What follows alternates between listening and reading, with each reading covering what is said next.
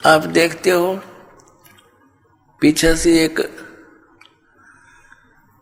श्रद्धालु सत्संग से जा रहे थे, सच्चा सौदा सिरसा वाले के पेपर में आई थी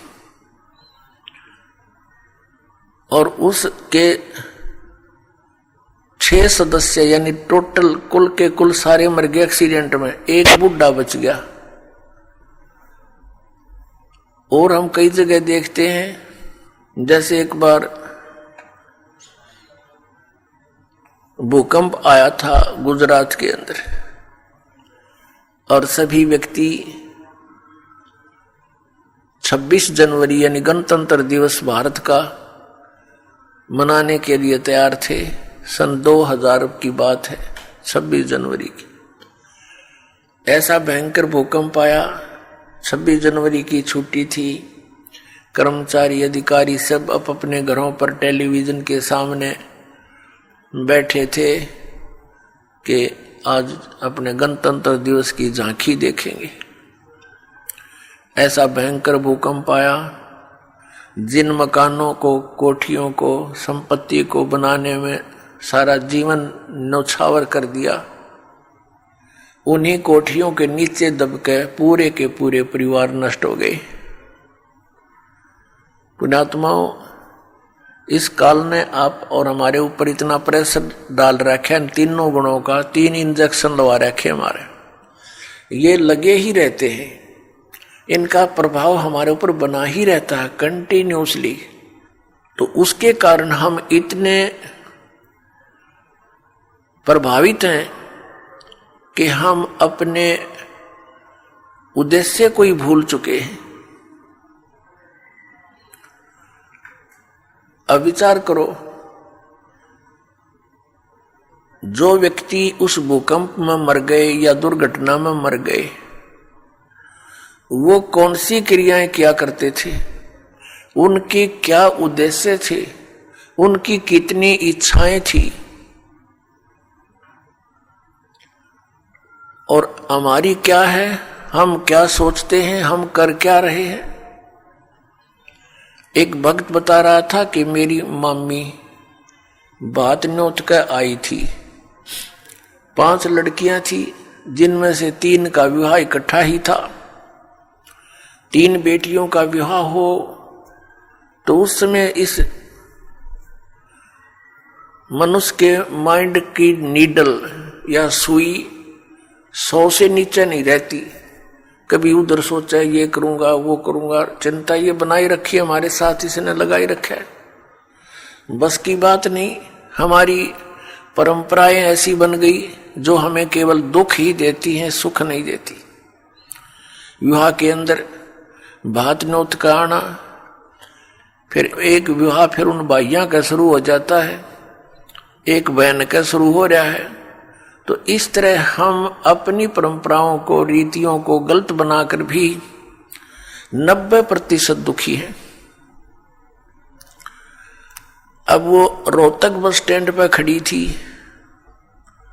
एक बस से उतरी थी, दूसरी का इंतजार कर रही थी और खड़ी खड़ी सोच भी रही थी, क्योंकि जिसके 3 बेटियों का ब्याह हो, जो अनुपदेशी है, हमारे भगत तो अब इस बीमारी और बुराई से कति दूर हो जाएंगे। ज्ञान से होंगे, कोई प्रतिबंध से नहीं होती ये बातें। बच्चों का विवाह भगवान ने कर रखा होता है, या हमारी भूल है बाद में जो ड्रामा बाजी, नाचा कूदी, डीजे बजाना, फंड करना, ये कोरी बकवाद है। ये इस विवाह के समय में, इतने पुण्य संयोग के समय में ऐसे बकवाद नहीं करनी चाहिए। कोई घूटी ला रहा है, कोई नाचे कूद है, ये कोई बात हुई? ब्याह किसी का नाचे कोई, ये कोई सांग होया, कोई अकल हुई? लाडू कोई खावे और कूदे कोई, बता कोई बात है यार? तो इस तरह की हम अज्ञान से अपने ऊपर एक न्यारा वजन और रखे बैठे हैं, ये भी हटाना, हमने बिल्कुल हटाना पड़ेगा। भक्ति तभी चलेगी, भगत तभी बनेंगे। अब वो पता नहीं क्या क्या विचार कर रही थी, वहां ऐसे करूंगी, ऐसा करूंगी, वो ऐसा लाना है, वो फलाना ऐसा करना है, लड़की के कपड़े बनवाने हैं, यानी 100 चिंताएं होती है। वहां पिलर के साथ खड़ी खड़ी ऐसे ही चिंतन कर रही थी, कहीं और घूम रही थी, खड़ी थी वहीं पर। एक ड्राइवर ने बस बैक करके सेट करनी थी अपने स्थान पे। कंडक्टर लग गया खुले पैसे देन, किसी के बकाया थे वो बकाया पैसे। ड्राइवर ने सोची तू लाग फटाफट बस को। उसने बस बैक करी, वह ज्यादा टेढ़ी होकर पिलर की सीधी होगी। उसने दिखा नहीं दूसरी साइड में, वह पीछे जाके, और उस बहन ने भी ध्यान नहीं, क्योंकि वो तो सोच विचार में बड़ी थी। उसकी छाती पर आकर लगी बस पाछे तर पीछे पिलर के सारा खड़िए थी। वह वहीं पर आध घंटे में तड़प कर मर गई।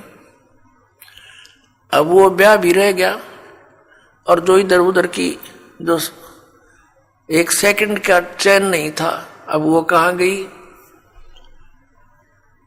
तो पुण्यात्माओं,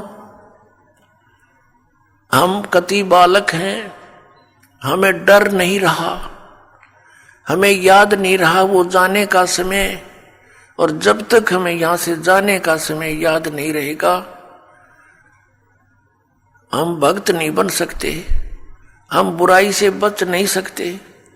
अब आज कोई नाच रहा है, कूद रहा है, एक समाचार पत्र के अंदर देखा पढ़ा, उसमें क्या लिखा था कि विवाह था और पहले दिन वो डीजे मंगाकर नाच रहे थे, बहन भी, सब दूसरे भाई रिश्तेदार डांस करे डीजे के ऊपर, वो भी समाचार पत्र में।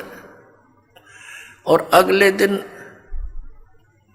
वो दुल्हा जो विवाह करने चला था, कार एक्सीडेंट हो गया ट्रेले के साथ में। जितने सदस्य उसके साथ बैठे थे व्यक्ति, वो सारे मर गए, वो भी मर गया।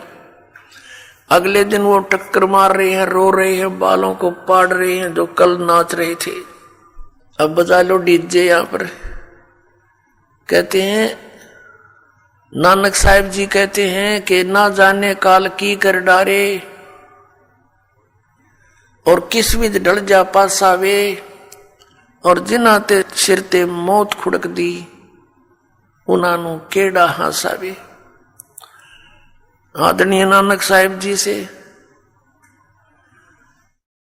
किसी ने पूछा कि हे महात्मा जी, आप कभी भी खुश नजर नहीं आते, ना कोई त्योहार और तीज मनाते। तब उन्होंने कहा था भाई ना जाने यहां क्या बिजली गिर जा एक पल में, और हमने तो अपनी मौत दिखाई देती है, इसलिए रुचि नहीं बनती इन नाचन और गावन में, यहाँ की नकली खुशी मनावन में। कति दिल नहीं मानता। ना जाने काल की कर डारे, किस विध ढल जा पासावे, और जिन आते सिरते मौत खुड़क दी, उन्हां केड़ा हासावे। फिर उनसे पूछा क्या आप कभी प्रसन्न नहीं होते, ऐसे कैसे जी रहे हो। तब उन्होंने बताया कि मैं प्रसन्न होता हूं, साध मिले साढ़े शादी होंदी, विछड़ जा दिलगिरी वे, अख दे नानक सुनो जिहाना, ये मुश्किल हाल फकीरी वे। नानक साहिब जी कह रहे हैं कि जब मेरे भक्त, मेरी साध संगत यहां आती है सत्संग श्रवण करने के लिए, तो मेरी खुशी का कोई ठिकाना नहीं हो रहता। वो हमारे साथी है, वो हमारी खुशी है। और जब ये वापस जाते हैं संसार में यहां से, तो फिर मुझे दिलगिरी होती है, बहुत परेशानी दुख हो जाता है, चिंता लग जाती है कि कहीं ऐसा ना हो ये मेरे बच्चों को, जिनको मैंने मुश्किल से मार्ग पर लाया है, सत्य बताया है, परमात्मा का सच्चा ज्ञान समझाया है, कहीं कोई काल, क्योंकि संसार में इस ज्ञान के जानने वाले व्यक्ति नहीं हैं।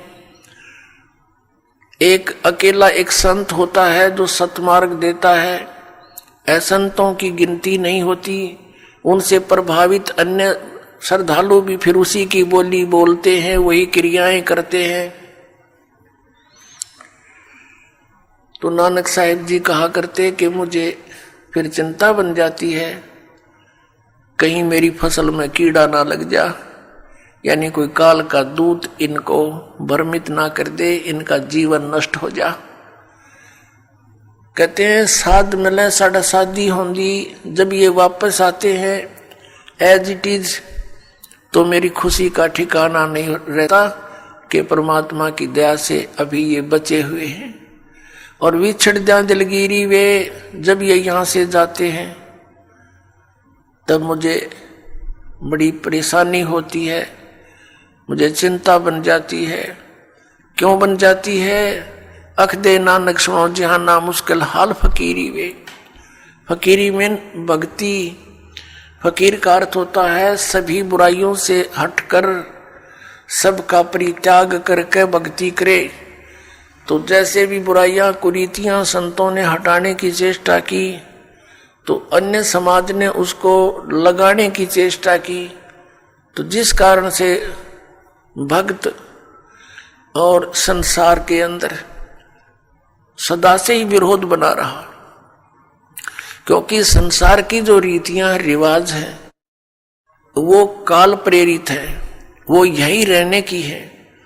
और संतों की मर्यादा इस काल की मर्यादाओं से हटकर है, वो भक्ति बाधक है। इसलिए अन्य समाज के लोग कहते हैं देखो इन्होंने तो माता धोकनी भी छोड़ दी, इन्होंने तो बाबा श्याम जी भी नहीं पूज रहे हैं, ये तो ऐसे भी नहीं कर रहे हैं, ये तो दिवाली भी नहीं मना रहे हैं, ये कैसे हो गए हैं, इन तो बट्ठा बैठा दिया। एक भक्त बतावा था, कहने लगा जी आज 10 वर्ष हो गए हमने कोई त्योहार नहीं मना लिया। नाम लिया था उसने उस दिन, फिर वो अपने दुख गिनावा था। कह रहा था जी हमने 10 वर्ष हो गए हमारा त्योहार नहीं मन लिया, ना होली ना दिवाली ना तीज ना कोई अन्य।